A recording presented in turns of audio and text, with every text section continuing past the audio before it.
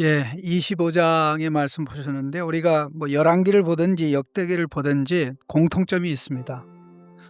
사람들은 뭐 나름대로 어떤 패턴이 있는데요. 다 동일한 그 모양으로 살아가는 것은 아닙니다. 출발이 좋고 또 끝까지 좋게 끝나는 사람이 있습니다. 아주 예외입니다. 그리고 출발은 나빴는데 이제 나중이 또 좋은 사람도 있습니다. 그것도 예외입니다. 그리고 또 하나는 이 출발은 그래도 괜찮은데 끝이 안 좋은 경우가 굉장히 많은데, 이 출발이 좋은데 끝이 안 좋은 경우가 사실 대부분의 경우입니다. 마치 이 아담의 후손인 것 같은, 아담이 좋게 출발해서 이제 나쁘게 결론이 나는 그런 상황이 됐는데, 우리가 아담의 후손으로 머물러 있는 한 우리는 항상 그렇게 될 수밖에 없습니다. 그래서 둘째 아담 예수 그리스도 안에 들어가야 우리가 끝까지 아무리 지금 현재가 부족해도 더 나은 모양으로 나아가고 움직여 가게 되는데, 특별히 어제 24장하고 오늘 이제 25장인데, 어제는 이제 유다 왕 요아스와 관련된 내용, 그리고 오늘은 이제 그의 아들 아마샤와 관련된 내용인데, 공통점이 처음에는 좋다가 뭐 완전한 건 아니지만 좋다가 나중에 이제 잘못됐는데, 결국 돌이킬 기회를 주셨지만 돌이키지를 못했습니다. 그래서 그 유다 왕들 가운데 유일하게 그 신하들에 의해서 죽임을 당한, 살해된 두 왕이 요아스와 오늘 본문에 나오는 아마샤입니다. 근데 북왕국 같은 경우는 이제 이 반란이 일어나고 그렇게 하고 또 정권까지 찬탈하는데, 유다의 왕조의 경우는 정권은 절대 찬탈하지 않습니다. 하나님께서 그 왕조를 다윗에게 주셨기 때문에 그것이 철저하게 지켜지도록 하나님이 지키고 보호하셨고, 그렇기 때문에 정권을 빼앗기는 그런 일은 없지만 예외적으로 두 번에 걸쳐서, 물론 여인이 지배했던 아탈랴의 경우를 합치면 세 사람이 되겠지만, 이 공통점이 뭐냐면요, 특별히 잘 가다가 하나님의 선지자의 말을 이제 거부를 한다는, 그럼 처음부터 거부한 건 아닙니다. 잘 듣다가 그렇게 나가는데요. 특별히 오늘 말씀 보면 이 시작하는 부분에 이렇게 되어 있습니다. 2절 말씀 한번 볼까요? 아마샤가 여호와께서 보시기에 정직하게 행하기는 하였으나 온전한 마음으로 행하지 아니하였더라. 정직하게 하긴 했지만 온전한 마음으로 행하지 않았다. 요게 이제 쌓이고 쌓이면서 이제 결국 돌이킬 수 없는 모습으로 가는데, 바르게 행한 모습이 이제 바로 3절 4절에 그 부왕을 죽인 사람들을 얼마나든지 죽일 수 있는데, 그렇게 하지 않은 유일한 이유가 하나님 말씀 때문에, 모세율법에 기록된 대로 각 사람은 자기 죄로 말미암아 죽을 것이다.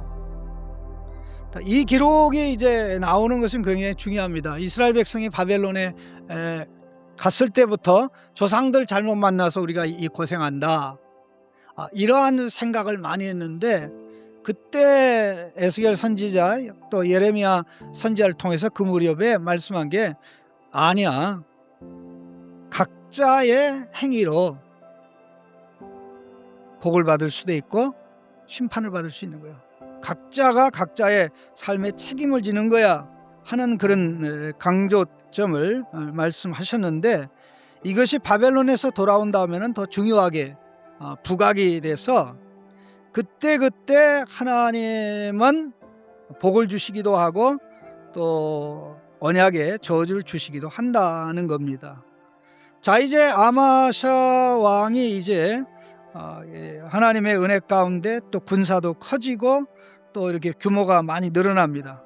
근데 6절에 보니까 은 100달란트를 가지고 북왕국의 군사를 10만 명을 고용했어요. 이게 적은 숫자도 아니고 은 100달란트도 작은 양이 아닌데, 그런데 하나님의 사람이 와가지고 에브라임 군대, 이스라엘 군대, 북왕국이죠. 하나님이 그들과 함께 하지 않는다. 그렇게 하나님이 도와주실 테니까 그들을 돌려보내라, 그러게 했는데 9절 말씀 보시죠. 9절 말씀 같이 읽겠습니다. 아마샤가 하나님의 사람에게 이르되 내가 100달란트를 이스라엘 군대에게 주었으니 어찌할까? 하나님의 사람이 말하되 여호와께서 능히 보다 많은 것을 왕에게 주실 수 있나이다 하니라. 예, 사실 선불로 줬단 말입니다. 근데 다시 내놔 가세요 이렇게 할 수 없는 상황인데, 손해를 감수하세요. 하나님이 채워주실 것입니다. 전쟁에서 이기게 하시고 또 채워주실 것입니다. 근데 이 말씀 중에 이제 왕의 입장에서 생각할 때는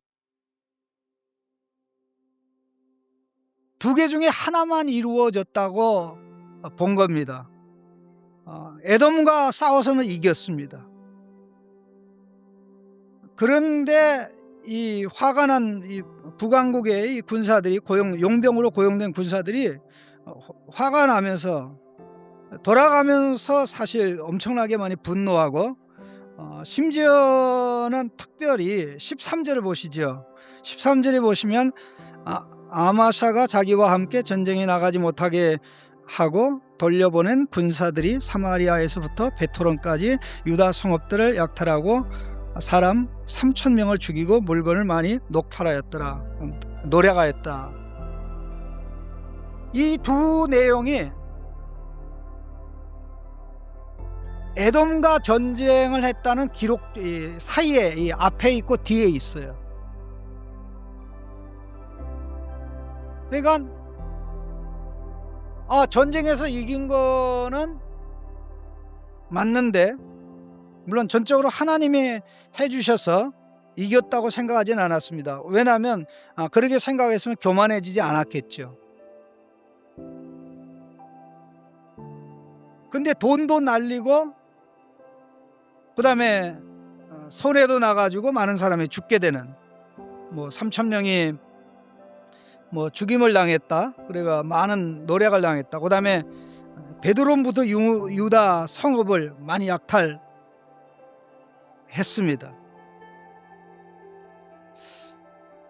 아마 그게 작용해서 그런지는 모르지만 14절에 어떤 내용이 나옵니까? 에돔 사람들을 죽이고 돌아올 때 에돔 자손의 신들을 가져다가 자기 신으로 섬겼습니다. 이게 참 말이 됩니까? 그러자 하나님께서 선지자를 보냈습니다. 15절 같이 읽겠습니다.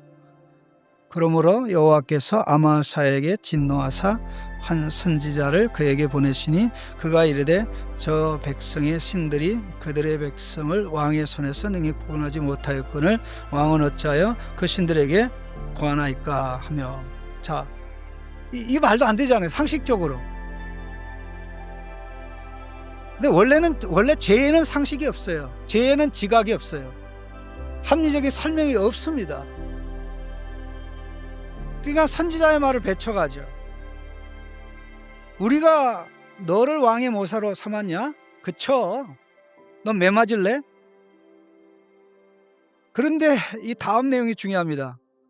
왕이 이 일을 행하고 나의 경고를 듣지 아니하니 하나님이 왕을 멸하시기로 작정한 줄을 아노라 하였더라. 이렇게 선지자가 말씀하는 게 나오는데, 사실 이 말씀을 듣지 않는 것도 결국 하나님의 심판으로 가는 어떤 그 길이 되는데요. 자, 선지자의 말을 듣지 않았습니다. 그 선지자의 말을 듣지 않는 자가 이제 북왕국과 이제 싸우게 되는데, 북왕국의 왕의 말을 들을 리가 없죠. 특별히 17, 18, 19, 20절이 나오는데요. 특별히 19절, 20절을 같이 읽겠습니다. 19절, 20절. 내가 에돔 사람들을 쳤다고 내 마음이 교만하여 자긍하는도다. 내 궁에나 있으라. 어찌하여 화를 자초하여 너와 유다가 함께 망하고자 하느냐 하나. 아마샤가 듣지 아니하였으니 이는 하나님께로 말미암은 것이라. 그들이 에돔 신들에게 고였으므로 그 대적의 손에 넘기려 하심이더라. 네. 선지자의 말을 처음에는 들었어요. 근데 두 번째는 안 들었어요. 두 번째 안 들었던 이유 중에 하나가 뭡니까? 선지자의 말대로 했는데 말대로 됐다고 사실 확신을 못했던 부분이 있는 겁니다. 손해봤다. 돈도 날리고 또 파괴를 당했다. 그럼 전쟁에서 이긴 거는 이거는 교만해진 거 보니까 전쟁에서 에돔과 싸워서 이겨서 교만해지고 거만해진 걸 보니까 이건 하나님이 하신 거로 인정을 안 했던 부분이죠. 그러니까 결국 어떻게 됩니까? 하나님이 말씀을 해도 선지자를 통해서 말씀해도 적군의 왕, 북왕국의 왕을 통해서 말씀해서 듣지 않죠. 결과가 어떻게 됩니까? 결국 하나님의 심판이 확정되어 나가는데 27절 말씀입니다. 27절에 같이 읽겠습니다. 아마샤가 돌아서서 여호와를 버린 후로부터 예루살렘에서 무리가 그를 반역하였으므로 그가 라기스로 도망하였더니 반역한 무리가 사람을 라기스로 따라 보내어 그를 거기서 죽이게 하고. 이 똑같은 내용이 열왕기하 14장에도 나오는데 거기에 없는 문구가 여기 하나 있습니다. 여기 여호와를 버린 후로부터라는 이 문구가 열왕기에는 없습니다. 똑같은 역사적인 사건을 보면서 열왕기는 인간적인 이유, 사람이 예측하고 눈으로 평가할 수 있는 그런 이유를 든다면 역대기는 단지 그런 걸 넘어서 하나님의 시각으로 봅니다. 보이지 않는 이유, 하늘의 이유, 결국 그에게 일어난 모든 일들이 결국 하나님을 버려서다. 그러면 세상에 돌아가는 크고 작은 모든 일들이 전부 다 하나님의 뜻을 따라 돌아가고 하나님께서는 그의 뜻대로 세상의 모든 것들을 운행하시고 이끌어가는 가운데 언약 순종의 길을 가는 자들을 받으시고 복 주시고 은혜 주시기를 원한다는 거죠. 우리가 두 가지가 필요합니다. 하나는 예수 믿는 바에 좀 복을 누려봐야 되지 않겠습니까? 예? 그래야 될 줄로 압니다. 예수 믿을 바에 복을 누려야죠. 그런데 잠깐 누릴 겁니까? 끝까지 누릴 겁니까? 끝까지 누려야죠. 그럼 끝까지 누리는 비결이 뭐냐? 복의 비결은 복에 있는 것이 아니라 복을 주시는 하나님에게 있습니다. 그러면 복의 하나님을 계속해서 누리는 방법이 뭡니까? 그 하나님과의 바른 관계 속에서 살아가는 거죠. 하나님을 기뻐하고 즐거워하면 기쁨과 감사의 순종으로 끊임없이 나가죠. 그러니까 우리가 이 복이 계속되다 보면, 잘 되는 게 계속되다 보면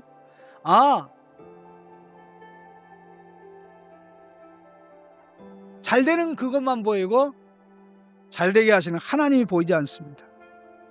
거기서 바로 신앙의 테스트가 필요한 거죠. 성공을 해야 되지만 세상적으로 그럽니다. 성공한 사람 중에, 사람들이 얘기할 수 있는 성공한 사람 중에 성공을 매니지할 수 있는 사람이 10%가 안 된다고 해요. 이게 아마 지나친 표현을 쓴 물인데, 산의 밑에서 이제 높은 산 출발하면 올라가다 중간에 많이 떨어집니다. 10분의 1이라고 할 수도 있겠죠. 9이 떨어지고 나머지 한 사람 남는다면 그 정상에 도달한 한 사람 중에도 10명에 또 한 사람 아니면 뭐 100명에 한 사람일 수 있어요. 왜냐하면 잘 돼서 잘못된 길로 간 사람들이 너무나 많거든요. 그렇기 때문에 우리는 오직 우리 하나님이 복이다. 하나님과의 관계 속에서 머무는 것 외에 어떤 복도 사실 우리를 미혹하거나 유혹해서 잘못된 길로 가기 때문에 우리는 하나님을 누리는 즐거워하고 기뻐하는 자로 살아가는 게 우리가 누릴 수 있는 최고의 복이라는 거죠. 잘 돼서 하나님을 버리니 오히려 안 되는 가운데 평생 하나님을 매달려 의지하며 사는 게 낫죠. 근데 그렇게 살려면 힘들거든요. 실력을 구비해 가지고 끝까지 누리면서 좋지만 좋은 것보다 더 좋은 하나님이 영원히 좋다. 그런 실력을 쌓아갈 수 있는, 만들어갈 수 있는 성도님들이 되기를 예수님의 이름으로 축복합니다.